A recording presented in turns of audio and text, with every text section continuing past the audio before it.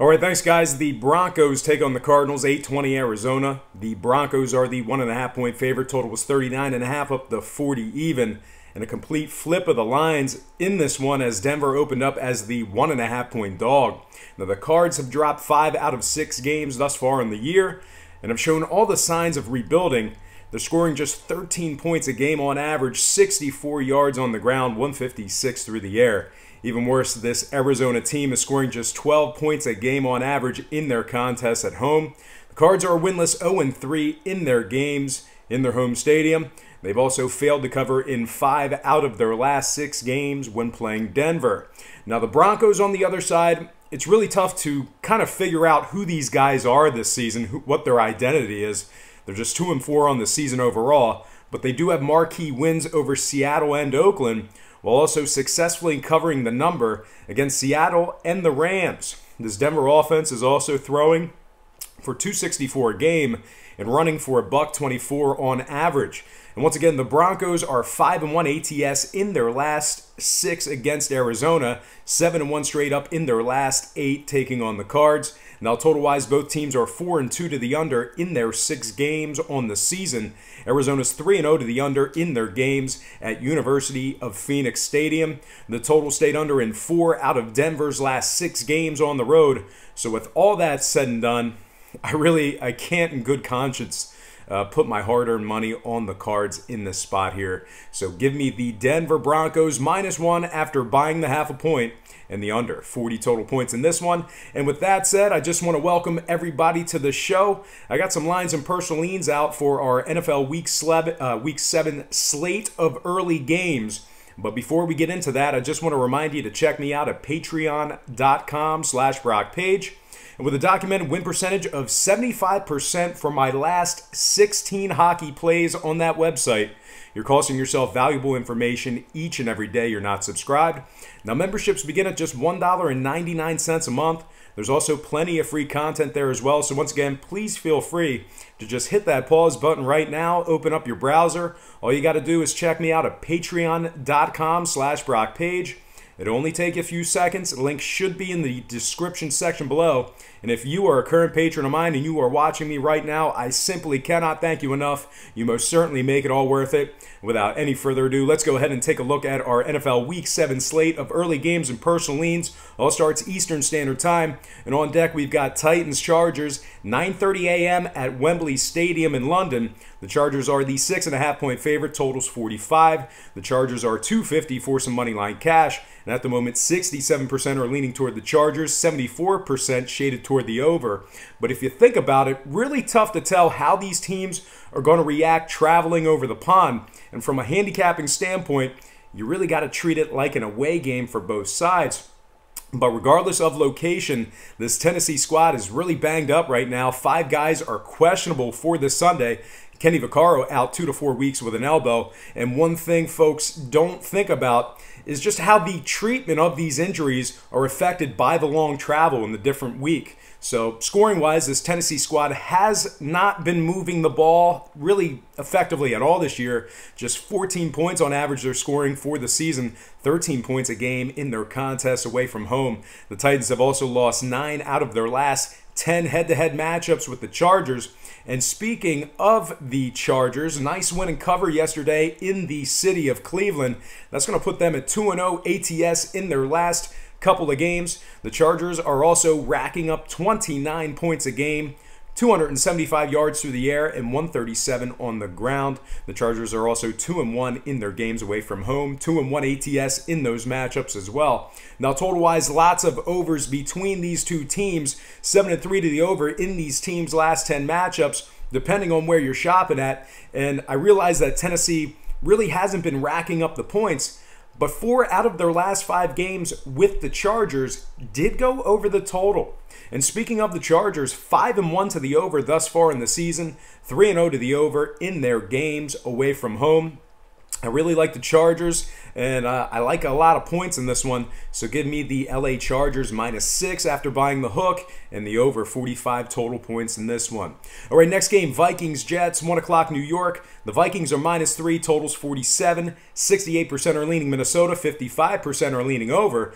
Minnesota's averaging 28 points a game on the road and 368 through the air. The Vikings are currently 4-2 against the spread for the year, depending on where you're shopping at. The Vikes are also 3-0 ATS in their last 3 ball games, depending on if you bought a half a point or not. Now, the Jets on the other side, I gotta admit, real fun team to watch this year in certain spots. That said, though, that defense is giving up 23 points a game, 272 through the air, and 109 on the ground. The Jets have also failed to cover in 3 out of their last 5, with losses ATS against the Finns, Browns, and Jags. Now, total-wise, this potentially could be a fun one in the Meadowlands, like I said. Cousins can really sling it, and the Jets, well, they really can't cover anybody right now. New York's also 4-2 to the over thus far in the season, 2-1 to the over at home, 3-0 to the over in their last 3 straight. Meanwhile, on the Minnesota side, they're 3-0 to the over in their last 3 themselves. They're giving up nearly 30 points a game on defense away from home.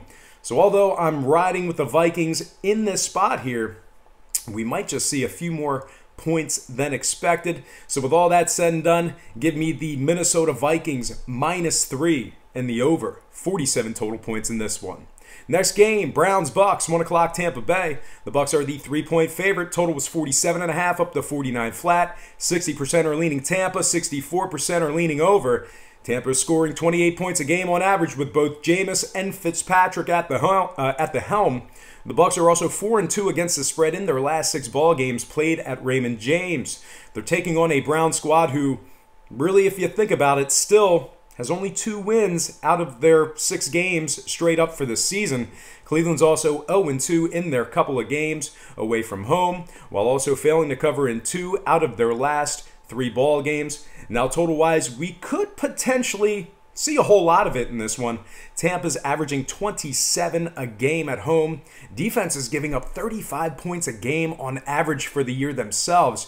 Meanwhile, 2 out of Cleveland's last 3 got over the total, as they're averaging 30 points of scoring a game away from home. So with all that said and done, it could potentially be a real fun one on the Gulf Coast. I gotta fade the Brownies, though. Give me the Tampa Bay Buccaneers laying the 3 and the over 49 total points in this one. All right, next game, Patriots-Bears, 1 o'clock Chicago. The Pats are -2.5 in this one. No total posted as of yet, and about 70% of the early action is currently on New England. And speaking of the Pats, 4-2 thus far on the season, 2-1 against the number in their last 3. And historically, the Patriots are 13-6 ATS in their last 19, 14-5 ATS in their last 19 on the road, and a dominant 7-1 straight up in their last 8 taking on Chicago. Now, the Bears on the other side, real heartbreaking loss yesterday to the Dolphins in overtime. They've also failed to cover in 2 out of their last 3.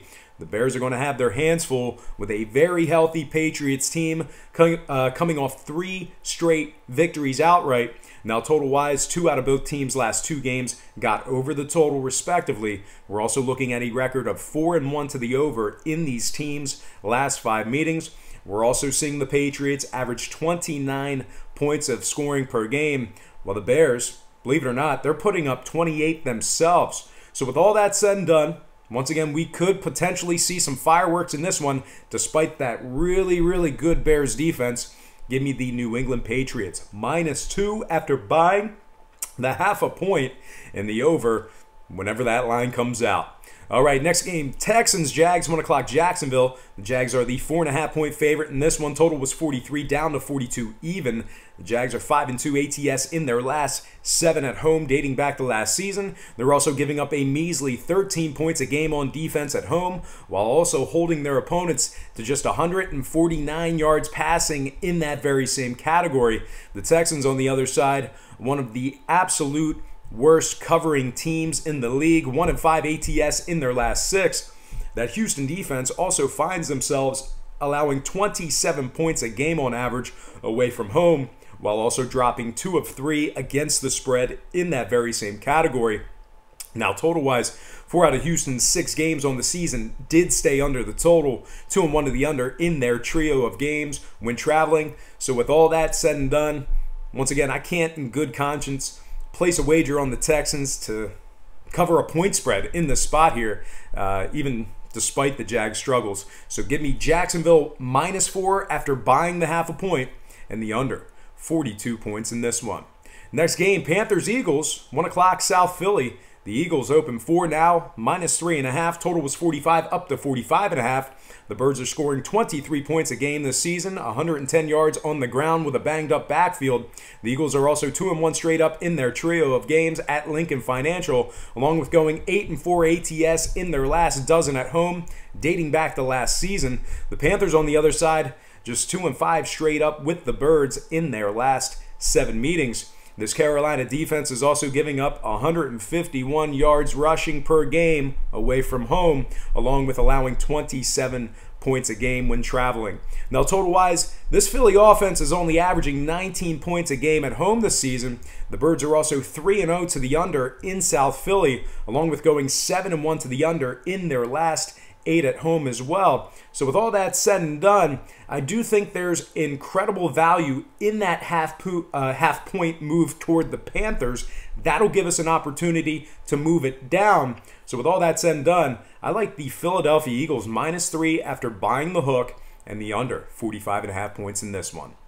Next game, Bills-Colts, 1 o'clock, Indianapolis. The Colts are the 6.5 point favorite. No total posted as of yet. 63% are riding with Indy to get the job done against a number. Now, Indy's just 1-5 on the season, 2-4 ATS as well. The Colts are struggling to keep people out of the end zone. 30 points a game on average they're giving up. 36 points a game they're giving up at home. Indy's also winless in 2 tries at Lucas Oil Stadium this season. 0-2 ATS in those couple of games as well. The Bills on the other side, just 2-4 on the season, but successfully covered in 3 out of those 6 ball games. The Bills successfully covered in 3 out of their last 4 with marquee covers over the Vikings, Titans, and the Texans.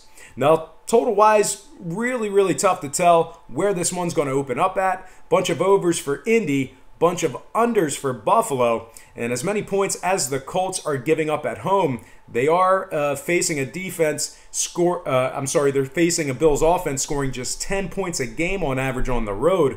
The total's also gone under in 7 out of Buffalo's last 10 playing on the road against Indianapolis. So with all that said and done, I think I got to ride with the road dog in this one. Give me the Buffalo Bills +7 after buying the half a point and the under in this Sunday's matchup. All right, next and final game for the show. It is going to be Lions-Dolphins, 1 o'clock Miami. This game is currently off the board. Tannehill has that shoulder injury. Miami is 4-2 on the season, 4-2 ATS as well. 3-0 straight up at home, 3-0 ATS at the Hard Rock as well. Miami finds themselves scoring 29 points a game on average in South Beach. 311 yards in the air per game at home, 107 on the ground as well. The Fins are also 3-0 to the over in their trio of games at home. Detroit's gone 4-1 to the over this season as well, 2-0 to the over in their away games. So on paper, this game really seemed like a clear-cut overplay for me. That said, though, this injury to Tannehill could have us seeing Brock Osweiler get the start in Southern Florida. So only time will tell, unfortunately for me at this moment. Once again, this game is currently off the board, so no pick for that game. All right, folks, that is going to do it for me. But before I get out of here, I just have to remind you to check out my daily best play at patreon.com/BrockPage. And with a documented win percentage of 75% for my last 16 hockey plays on that website, you're costing yourself valuable information each and every day you're not subscribed. Now, memberships begin at just $1.99 per month. There's also plenty of free content there as well. So once again, please feel free to hit that pause button right now. Open up your browser and just quickly check me out at patreon.com/BrockPage. It'll only take a few seconds. The link is in the description section below. And if you are a current patron of mine and you're watching this program right now, I simply cannot thank you enough. You most certainly make it all worth it. And as always, thank you for watching today's program. I hope you enjoyed all this great free information. And please don't forget to check out my daily best play at patreon.com/BrockPage.